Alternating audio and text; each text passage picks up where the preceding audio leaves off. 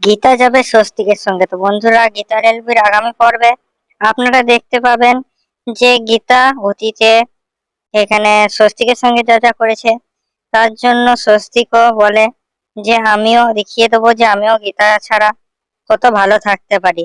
Daddy, তুমি আমার জন্য টিকিট বুক করো।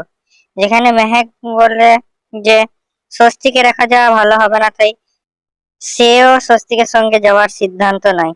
যেখানে পরে মেহেক গীতাকে ফোন করে স্বস্তিকের কলকাতা থেকে বাইরে যাওয়ার কথা জানায়। যেখানে গীতা বলে স্বস্তিক বাবু কিছুদিন বাইরে থেকে ঘুরে আসুক, তাহলে ভালো হবে।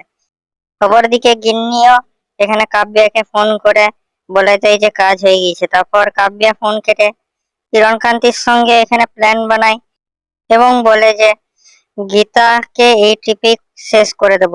গীতা এই ট্রিপে পাহাড়ে তো যাবে কিন্তু ফিরে আসবে না।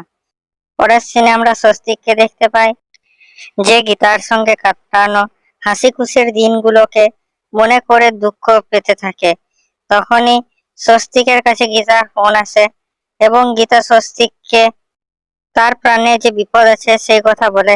যেখানে স্বস্তিক গীতার পূর্বে দেওয়া আঘাতের জন্য তার কথায় বিশ্বাস করে না। তারপর এখানে অগ্নিজিৎ মুখার্জি ফোনটা নিয়ে গীতাকে কথা শোনাতে থাকে, কারণ গীতার এরকম আচমকা ডিভোর্স নেওয়ার ব্যাপারটাতে অগ্নিজিৎও প্রচন্ড রেগে যায় এবং এখানে এখানে গীতাকে কথা শোনাতে থাকে এবং গীতাকে বলে আমি আমার ঘরের জন্য বৌমা বেছে নিয়েছি, আর আমার ঘরে বৌমা হবে কাব্যা।